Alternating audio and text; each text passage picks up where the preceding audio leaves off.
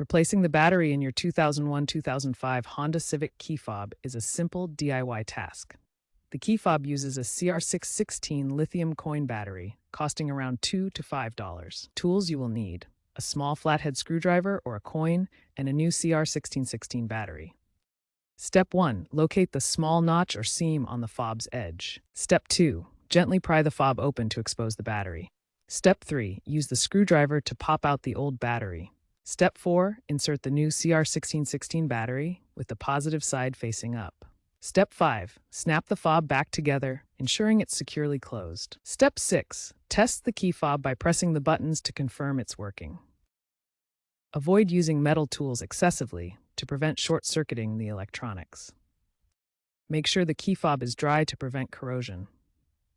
If the key fob doesn't work after replacing the battery, you may need to reprogram it, but that is uncommon for these models.